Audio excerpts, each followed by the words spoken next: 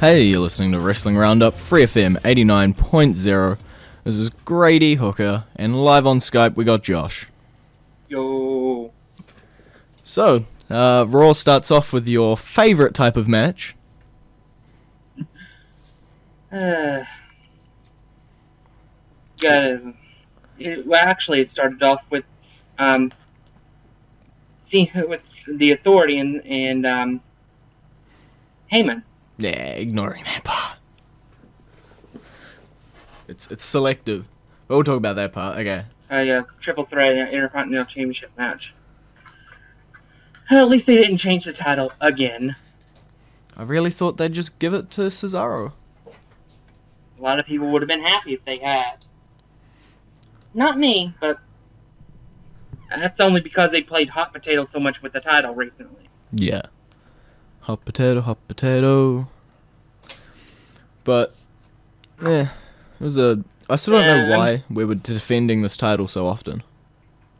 Well, it's because the World Heavyweight Championship is going to be missing for a while. True. And by a while, I mean possibly several months. Which is really weird. Considering they stripped Daniel Bryan of the championship for not being able to defend it. Yeah. Though, but we're not supposed to remember that. Yeah, in their defense, Daniel Bryan was going to be a lot longer than a couple of months. And it's just that they can bring in Lesnar anytime they want. Yeah. Daniel Bryan, we have no idea if he's ever going to be back. But, triple threat match. The IC title stays on Ziggler. Yep. Okay, so I know you were talking to me a lot about the two new stooges, I think as the internet is calling them. Joey Mercury and Jamie Noble. Yeah, they're playing that role perfectly. The way that Pat Patterson and Gerald Briscoe did when they were in the Attitude Era. Yeah. They're bumbling idiots.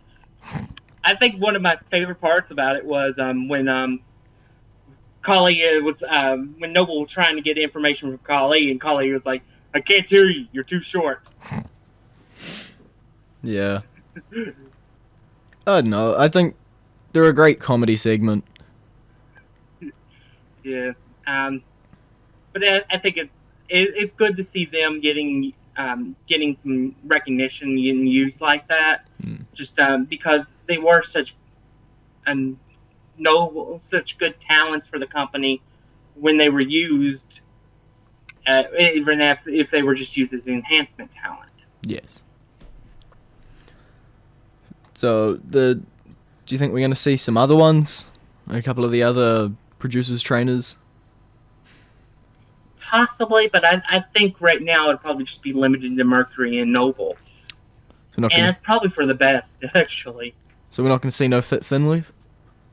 Oh, we'll see Fit Finlay whenever there's a brawl that breaks out. True. We gotta have the Irishman that loves to fight break up the fight. Yeah, it makes the most sense, logically. Yeah. He wants to be in on the fight. There can't be a fight if Finlay's not in it. Yeah. Okay, so next we got Layla versus Rosa Mendez. And that was the sound of millions of televisions clicking off Raw. Yep. I feel sorry for Natalya to be saddled with this, but hey, we got Tyson Kidd! Congrats on your 1 point. Hey, that's starting to look like a brilliant pickup, though. Yes. I'll give you that. I may or may not have seen some spoilers that gave me an idea that was coming. Oh, you cheated. Disqualified. But, Layla's a good wrestler. Rosa Mendez is as far away from a good wrestler as you can get, not named Cameron. We'll just put those two in the ring at the same time. Actually, no, I think tonight there were three, great. 3 Divas matches. The first two was Layla defeating Rosa Mendez, and then Brie Bella defeating Cameron and Eva Marie. Look at those 3 losers in those matches. Rosa Mendez, Cameron, and Eva Marie.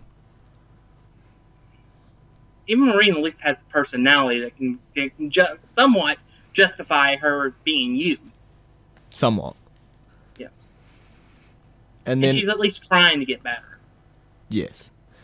And then if we look at the third match, Alicia Fox defeats AJ Lee. Yeah, Paige's new best friend. It was a fun night in the Divas division. We continue AJ versus Paige. We continue Brie Bella versus The Authority. And we continue whatever the Natalia Rosa Mendez Slayer feud is. Yeah. With yeah, we're starting to see the same tactic that was used against Nikki being used against Brie. Yeah. But Brie's overcoming it. She's the stronger of the Bellas. And let's think about it. She had two handicap matches this week. And she faced Cameron, Eva Marie, and then she faced, see here. I'm trying to remember who she faced on main event.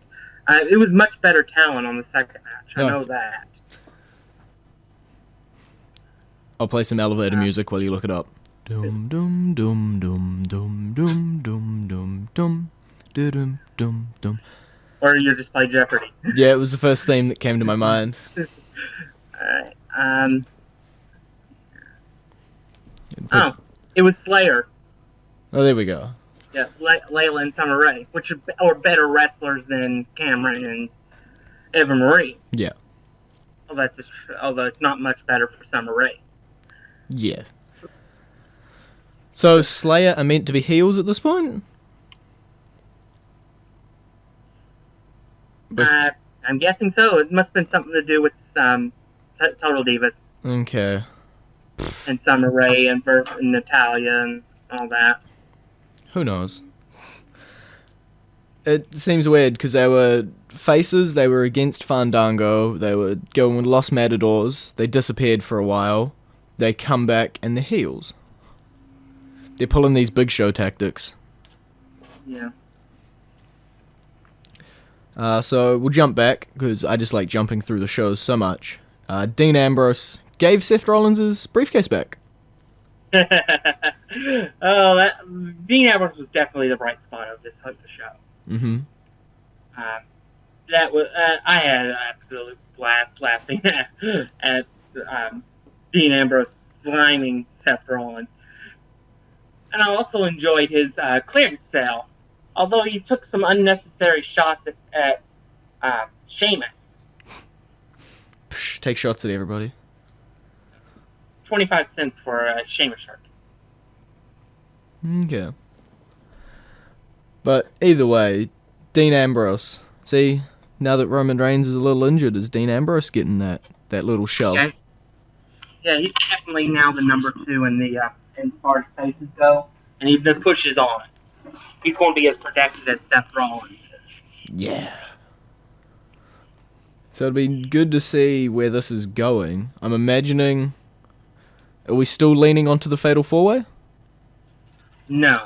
Oh, you've changed. My heart got broken on Raw last night. Ah. That's not nice of them. We're not getting a triple threat. We're not getting a Fatal 4-Way. We're getting 2 matches in one. Duh. So disappointing. What matches are we getting? John Cena versus Dean Ambrose, and the winner gets Seth Rollins in the cell. Boo. Where's the Randy Ortons and the Canes? Not there, not in the match. Disappointed. I don't know, I've been tweeting about it a bit, but straight after this recording of the show, we've got an interview with the former WWE diva Karma, you may know her as Awesome Kong. So, in honor of that, that is our classic entrance theme. It's Awesome Kong's TNA theme.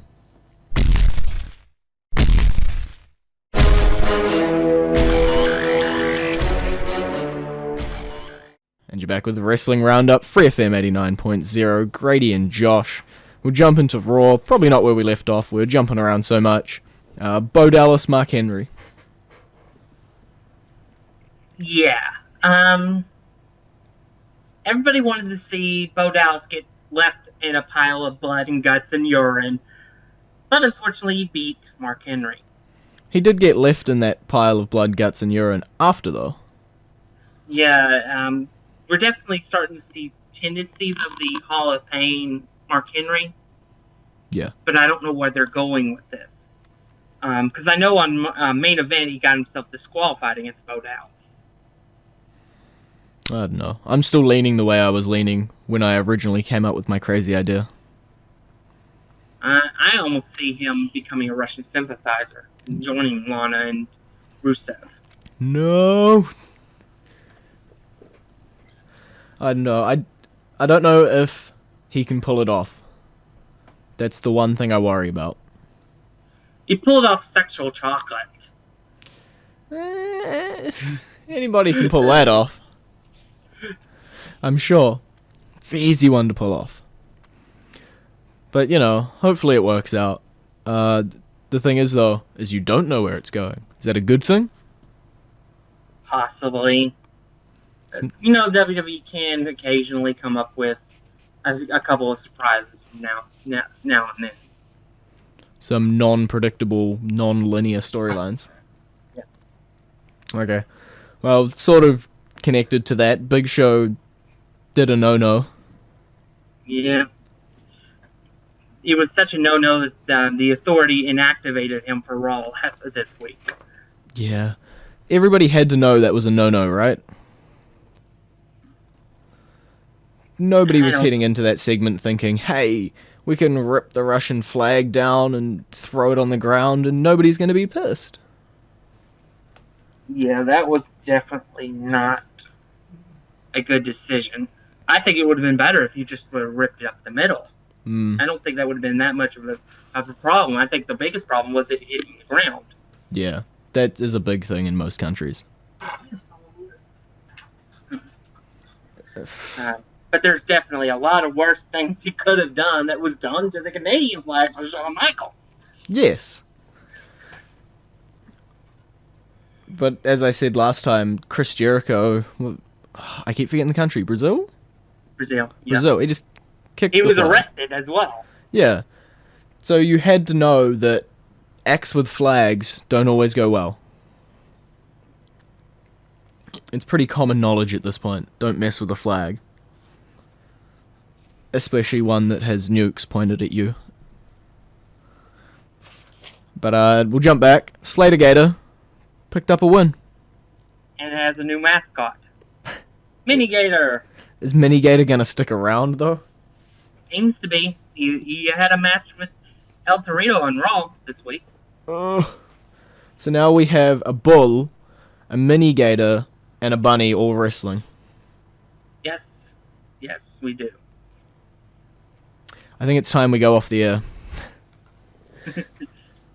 What is happening? I get that the bunny is to possibly, hopefully, debut someone, give them a bit of a storyline when they come out. But a mini alligator. Which is just Hornswoggle in a costume. What is happening? I think Vince McMahon is overloading the comedy segments. Mm-hmm. See, there's two different types of comedy, though. There's Hornswoggle in an alligator costume versus El Torito, and there's letting Dean Ambrose go wild. The two completely different types of comedy, one of which I feel is pulled off a lot better. And then there's Damien Sandow. Oh, yeah, but that's Sandow. Yeah, he's basically the new Santino Marella. So, comedy segments are fun. Most of them are. I've had problems with this one.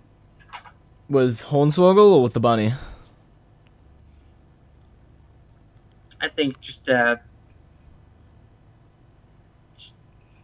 mostly it's just stuff with. I enjoyed stuff with the bunny. It's kind of like the over the top stuff. Okay. Yep. including Mini Gator. Yep. Well, who knows? We might see Slater Gator getting a push. That'll be the day. I am so funny. I am the best comedian. So where are we up to now? You just talked about him, Damien Mizdow, and he took on Sheamus. Yeah, after he got into an argument with the Authority on the behalf of Miz, he got punished for it by facing the the new Fit Finlay in Sheamus. Yeah, the new Fit Finlay. It was a decent match. I don't understand why they're going around with making this the United States title feud, considering that the Miz is still owed a rematch for the Intercontinental Championship. True. Well, maybe they're splitting Damien and Miz away. No, it's going to be the Miz that's going to get the match with Sheamus. Okay, then I have no idea. Maybe they've gone crazy. I guess they just didn't want to do another Dolph Miz match. Fair enough. But I don't know. Maybe we'll finally get what you said with Damien Mizdow wrestling for the Miz, winning and running off with the title for the US title then. It probably is about time to make a change in the United States title division. Sheamus has had it a long time and hasn't done much with it. And giving it to Sandow Although will he's help. defended it more than Dean Ambrose did. True. So giving Sandow the belt helps. Yeah. Oh, sorry, Damien Mizdow. Psh, he will always be Sandow. Okay, so now we're going to play possibly one of the most annoying themes I've ever heard. It hurt my ears. It is just noise. But it's Brie Bella's new theme.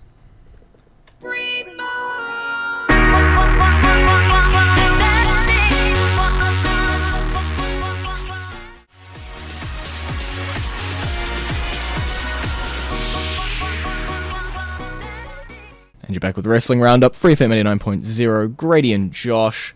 So, just before we get to the main event, Hulk Hogan announces this year's partnership with the Susan G. Komen Foundation. Yeah, the only person that could have got that's a bigger name than John Cena to do that. Pretty much. So it's, yeah. It was expected. Yeah, I mean, especially when they revealed the pink ropes and stuff. Yeah. New, I don't know, some people might have just thought it was random pink ropes. Not after the last 2 years. True. Okay, so we'll move on to the main event. Dean Ambrose and John Cena defeated Kane and Randy Orton. By disqualification. Still counts. Yep. Yeah. And I just get a feeling we're going to see that a lot in the upcoming weeks. Yeah. The worst thing is, I'm looking ahead at Hell in a Cell, and you've said that it's going to be Dean versus Cena. If Cena goes over, what's going to happen? I don't think Cena can't go over. If he does... Yeah, I think there's going to be a lot of pissed off fans in that arena. It's similar to, like, WrestleMania 30, where they had the Triple H Bryan before the main event, and everyone was saying that if Triple H went over, that they'd walk out. I have a feeling that would be a very similar situation here. There's only been a couple of times when I've been watching that I've been thinking, if this doesn't go the way that people expect it to, there's going to be a legitimate riot going on. One of those was Money in the Bank 2011 in Chicago. That could have gone both ways. Yeah. Would have been funny to see it go the other way. And then, another one was WrestleMania 30 when Daniel Bryan did not walk out with the World Championship. Especially after they ended the streak. Yeah. That would have been two major disappointments. I don't think the fans could have handled that. So, curving back to the match, Seth Rollins is clearly just trying to annoy both of the other people. And trying to pin them against each other. Yeah, which is work. Which ultimately worked. Yeah. Meh. Dean better win. That's all I'm gonna say. Yeah, I think Dean will win. I don't know if it'll be entirely clean, but I think Dean will win. Do you think Kane or Randy Orton or any of the other authority people are gonna interfere in that match? I think I'd be surprised if they did. Okay. To be honest, I'd more expect them to do that in the main event. True. Which is going to be the main event because the World Heavyweight Champion will not be there. But you don't know. They could put him on the card last minute with no build and no hype whatsoever. Yeah, see, I heard through the grapevine that they were giving him more dates, and then next thing I hear is that he's not going to be there for 2 to 3 pay-per-views. Yeah, from what I've heard, we may have seen the last of the World Heavyweight Championship until the new year. It's like, why? Just biff him on a pay-per-view. You can have Heyman do the build. We've seen that before. How much does one night cost? Probably a couple mil. Oh, yeah. But, you know, they got that money. So what other matches do you think's going to happen? I expect a rematch for the tag team titles. That makes sense. Didn't see them on Raw. They on next week's? No, they were on this week's. I'm pretty sure. It was a promo, though. Ah, okay. Where they have the Cosmic Key. The Cosmic Key. So the tag team titles were the Cosmic Key? Yep. Okay, that makes sense then. Yeah, it was all it was they had they cut a promo about the obtaining the Cosmic Key. Makes sense. Now they can teleport to faraway lands? Who knows? I expect to see Cesaro versus Dolph Ziggler for the Intercontinental Championship. Yep. Miz versus Sheamus for the United States Championship. Yep. Brie versus Nikki. Mm-hmm. Possibly with the name of Bella on the line. Mm-hmm. I expect to see Paige versus AJ one more time. One more time, really? Yep. Can we at least add something to it? Put it in the cell? Do something? Maybe put. If we add anything, it'll probably end up being Alicia Fox. Yeah. Are we going to put any other matches in the cell? There's been talk of a second cell match. There's got to be a second cell Since match. there's not going to be a World Championship match. But I'm trying to figure out what would be the best match to put in the cell. Rusev Big Show. That might work. But then have, like, Mark Henry rip off the door and look like he's about to attack Rusev, but then attack Big Show. It's genius. And it's not like they've done that before. No. I have never seen that before.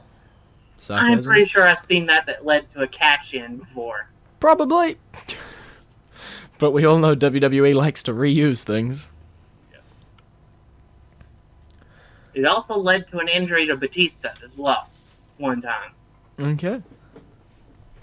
I might have to check my history books on that one. Because it was Mark Henry that injured Batista that forced him to relinquish his championship. Oh, when he was in his wheelchair complaining.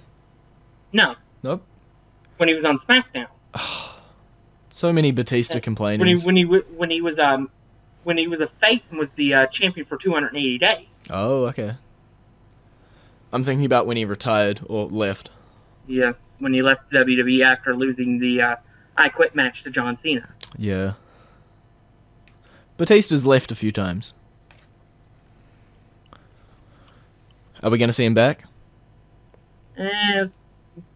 It's possible, but he's starting to get bigger and bigger movie roles. True. He's now getting a movie role with starring beside Robert De Niro. That's a big role. Yeah, so it's starting to become. It'd be more like he's less likely to come back. Okay. Because of it. Well, that's all we got time for. It's been great talking to you. So you can visit our Facebook page, facebook.com/Wrestling Roundup Radio, or our Twitter page, twitter.com/Wrestling Radio, or our website, wrestlingroundup.host22.com, wrestlingroundup.host22.com. I'll see you next week.